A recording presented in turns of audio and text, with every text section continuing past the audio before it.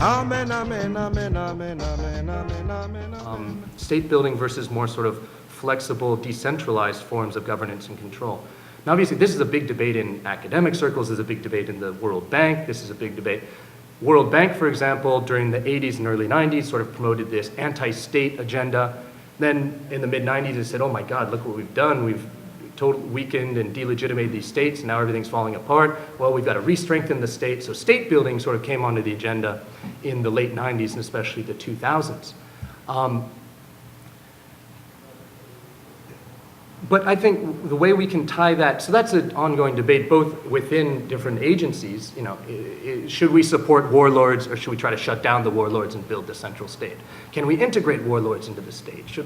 How do we go about governing these ungoverned spaces? Debates that are going on with AFRICOM as well. But I think what's interesting is the way to tie that into multinational corporations.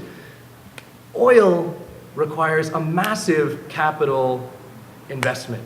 You need billion-dollar pipelines and wells and everything else. You need to clear out the population. What kind of a political structure complements that form of natural resource exploitation? A strong security state. What do we see in Sudan? The promotion of a strong security state. What do we see in Nigeria? The promotion of a strong security state. Coltan. What do you need to mine coltan? Do you need a billion-dollar pipeline? No, you need a bucket and a 10-year-old, literally. So that is the model that then determined the way that the US ended up intervening in Eastern Congo, right?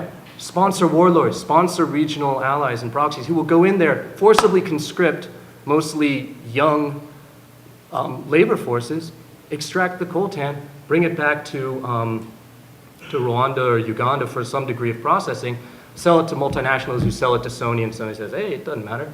The other thing about coltan is that the United States will buy, because they defined it as a strategic reserve mineral, the United States will buy any surplus coltan on the market. Thus, the demand for coltan is infinite, right? It's an inelastic demand. Right?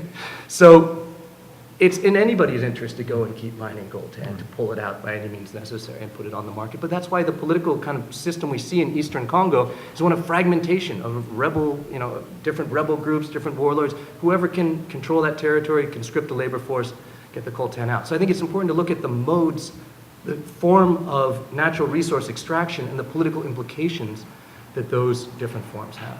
Because somebody's asking what you use coltan for. Oh, it's for capacitors, which are that's why there's been a lot of publicity around the war in Eastern Congo as the PlayStation War. PlayStation 3, all of a sudden they needed a massive amount of coltan for the capacitors in it. Prices of coltan skyrocketed. All of a sudden you had a whole lot more people going into Eastern Congo to get the coltan. The level of violence rises. Why? Because Sony's introducing PlayStation 3 so that American kids can kill aliens on their phones, right? So it's used in every cell phone, it's used in PlayStations and flat screens, in laptops, and of course in all of America's military technology and weaponry. So.